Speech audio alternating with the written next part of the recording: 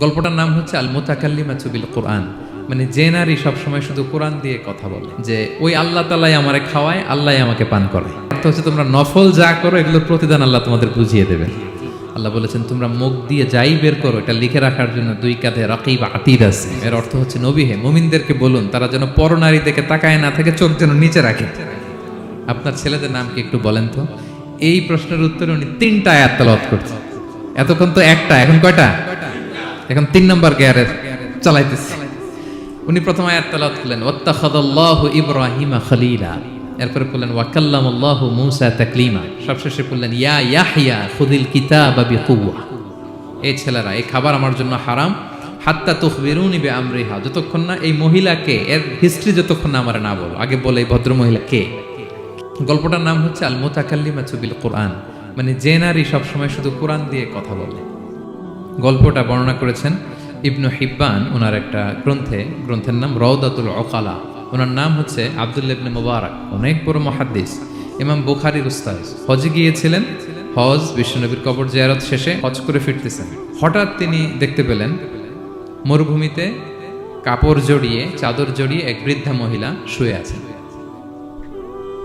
গল্পের নাম কি? যে নারী শুধু কি দিয়ে কথা বলে? কোরআন দিয়ে কথা বলে। হজ করে ফিরতেছেন, হঠাৎ দেখেন এক বৃদ্ধা মহিলা, বয়স্ক মহিলা চাদর গায়ে দিয়ে শুয়ে আছে। তো এটা অনেক বড় একটা কনভারসেশন, আমি কনভারসেশনটা আপনাদেরকে শোনাই। উনি কাছে গেলেন, যে সালাম দিলেন আসসালামু আলাইকুম রাহমাতুল্লাহ। সালামের উত্তরে বৃদ্ধা মহিলা স্বাভাবিকভাবে উত্তর না দিয়ে একটা কোরআনের আয়াত তেলাওয়াত করলেন। তিনি তেলাওয়াত করলেন সালামুন কাওলাম মির রাব্বির রহিম, মানে দয়াময় প্রতিপালক আল্লাহর পক্ষ থেকে তোমার প্রতিও সালাম। এটা একটা কোরআনের আয়াত, কিন্তু এটা দিয়ে উত্তর হয়ে যায় সালামের। কি বলেন? আচ্ছা গেল।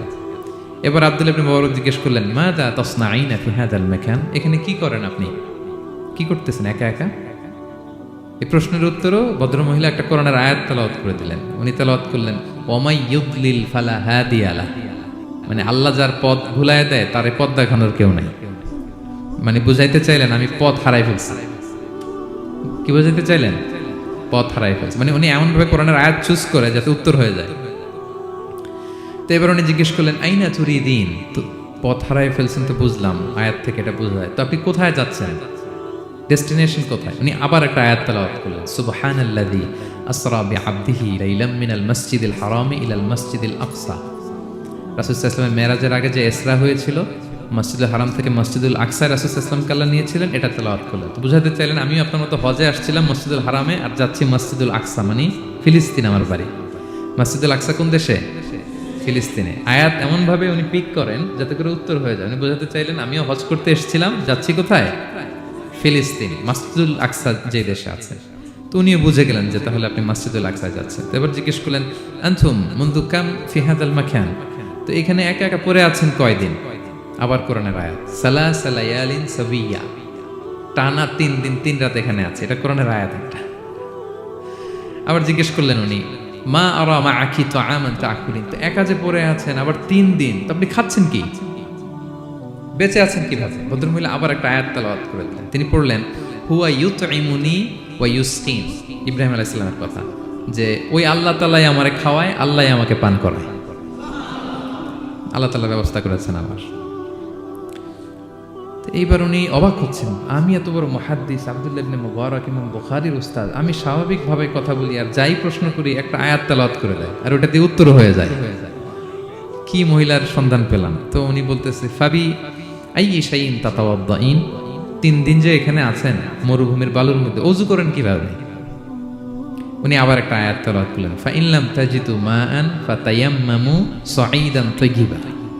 আল্লাহ আয়াতে বলেছেন যদি তোমরা পানি না পাও পবিত্র মাটি দিয়ে তায়াম্মুম করে নিও। তো বুঝাতে চাইলেন পানি নাই তো কি হয়েছে, বালু তো আছে, আমি তায়াম্মুম করে নামাজ পড়ি। আল্লাহু আকবার। এবার উনি বললেন ইন্না মাইয়া তাআমান আলা তাকুলিন, আমার ব্যাগে তো কিছু খাবার আছে, আপনি কিছু খাবেন? আবার কোরআনের আয়াত সুম্মা আতিম্মুস সিয়ামা ইলাল লাইল, আল্লাহ এক আয়াতে বলেছেন তোমরা রোজা ফজর থেকে শুরু করে সন্ধ্যা পর্যন্ত পূর্ণ করো। তো বুঝালেন আমি রোজা রাখছি। কি বুঝালেন? রোজা রেখেছি। এবার উনি একটু মাসালা খাটাইতে চাইলেন, ভাবলেন যে বুড়ি তুমি আমার সাথে শুধু কোরআন দিয়ে উত্তর দিচ্ছ, দাঁড়াও তোমাকে আমি আটকাইতেছি। উনি মাসালা খাটাইলেন যে ফাকুলতু লাহা লাইসা হাদা শাহরু রমাদান, তো রোজা রাখছেন মানে এটা তো রমজান মাস না, হজ করে ফিরতেছি আমরা জিল হজ মাসের শেষের দিক, কিসের রোজা? ওই মহিলা আবার একটা আয়াত তেলাওয়াত করলেন যে ওমান তাতাওয়া খায়রান ফাইনাল্লাহা শাকিরুন আলিম। আমি রমজানের ফরজ রোজা তো রাখিনি, এখন আমি নফল রোজা রেখেছি। আয়াতের অর্থ হচ্ছে তোমরা নফল যা করো এগুলোর প্রতিদান আল্লাহ তোমাদের বুঝিয়ে দেবে। রমজান না ঠিক আছে জিল হজ, কিন্তু আমি কি রোজা রেখেছি? নফল রোজা। এইবার উনি ধরছেন মাসালা, এবার বলতেছে উবি হালান আল ইফতার ফিস সাফার। সফরে তো রোজা ভাঙা যায় আছে, রোজা তো ভাঙা যায়, খান একটু। এবার উনি কোরআন থেকে আবার তেলাওয়াত করলেন ওয়া আনতা সুমু খায়রুল লাকুম ইন কুনতুম তা'লামুন। আল্লাহ যে আয়াতে বলেছেন যে সফরে রোজা ভাঙা জায়েজ আছে, ওই আয়াতের শেষে আবার আল্লাহ বলছেন যদি রাখো সওয়াব বেশি পাবে। কেউ অসুস্থ হলে রোজা ভাঙবে, সফরের রোজা ভাঙবে। এই আয়াতের শেষে হচ্ছে ওয়া আনতা সুমু খায়রুল লাকুম ইন কুনতুম তা'লামুন, তবে রোজা যদি রাখো এটা ভালো যদি তোমরা বুঝতে।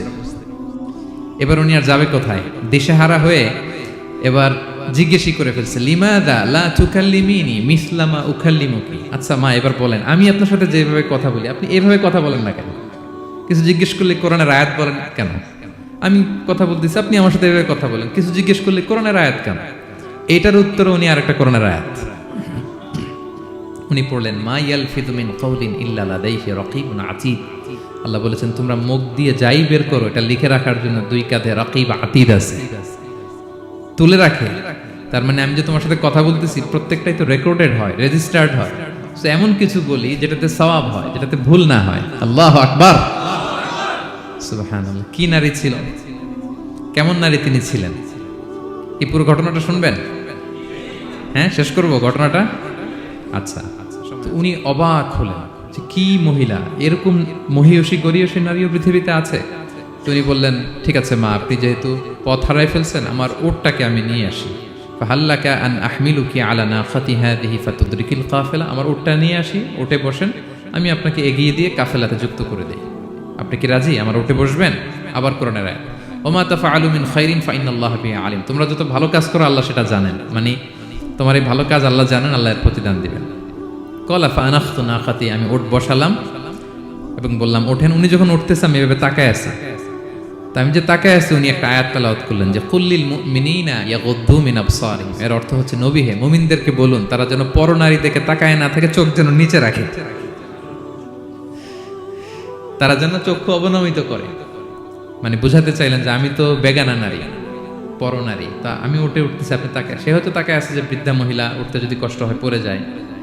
তো উনি যখন দেখতেছেন তাকায় আছে, উনি বলতেছে কুল্লিল মুমিনিনা ইয়াগুদ্দু মিন আবসারিহিম। নবী হে বলুন বিশ্বাসীদের তারা যেন চোখ নিচের দিকে করে রাখে। তো উনি লজ্জা পেয়ে গেলেন। ফাগাদাতু বাসারি, আমি লজ্জায় চোখ নামালাম।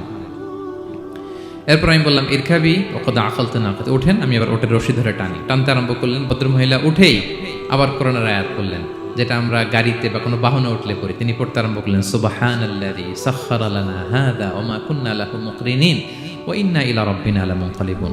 প্রশংসা সে আল্লাহর যে আল্লাহ এই বাহনকে আমাদের জন্য বশীভূত করে দিয়েছেন। তিনি বশীভূত না করলে আমরা তো এটাকে বশীভূত করতে পারতাম না। আপনারা যখন গাড়ি স্টার্ট দিবেন এই দোয়াটা পড়েন তো আপনারা?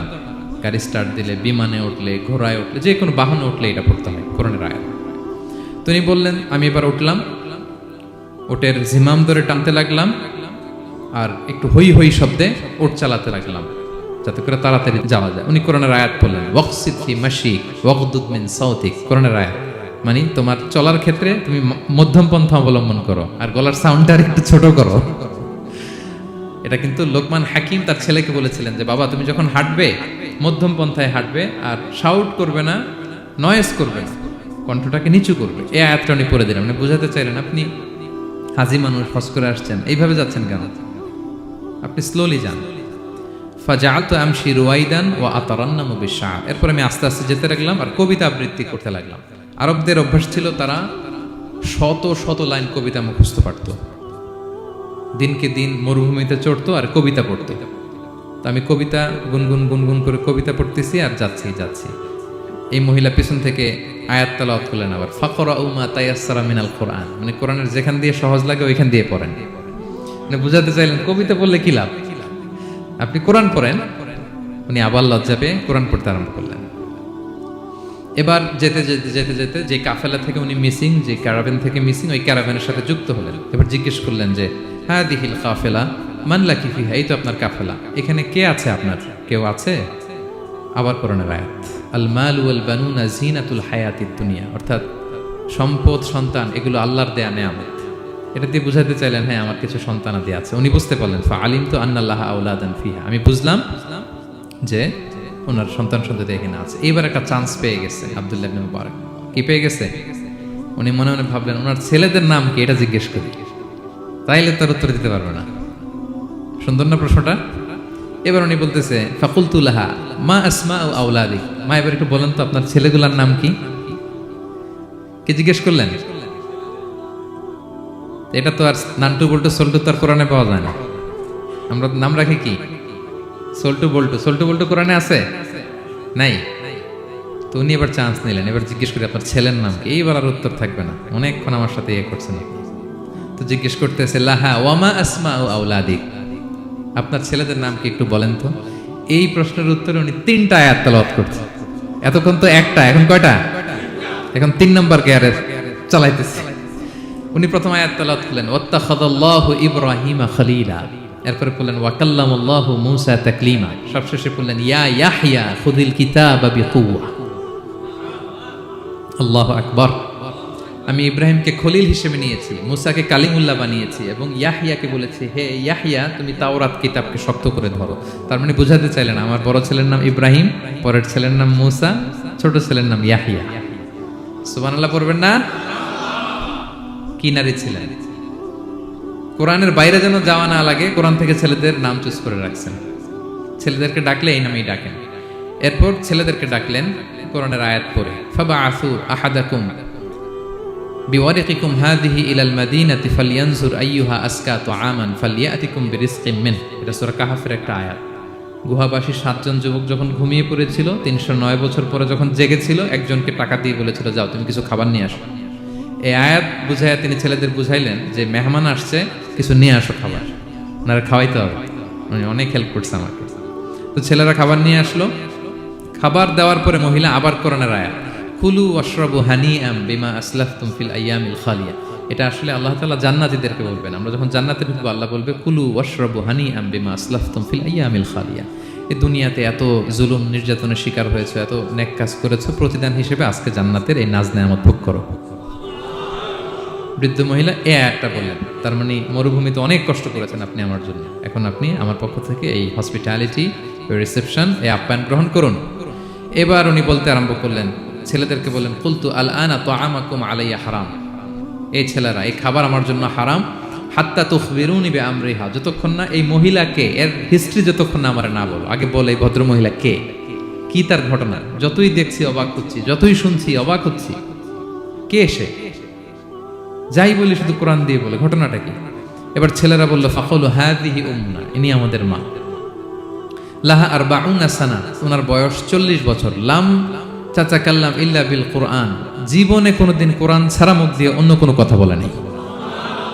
মাখাফাতা আন তাযিল্লা ফায়াসখাতা আলাইহির রহমান, এই ভয়ে যে কোন কথায় আল্লাহ আবার নারাজ হয়ে যায়, আমার কোন কথায় আবার কোন ভুল হয়ে যায়, আমার কোন কথায় আবার রহমান আমার উপর নারাজ হয়ে যায়। এজন্য আমরা আমাদের জন্মের পরে জীবনে আমার মাকে কোরআন ছাড়া কোনো কথা বলতে শুনিনি।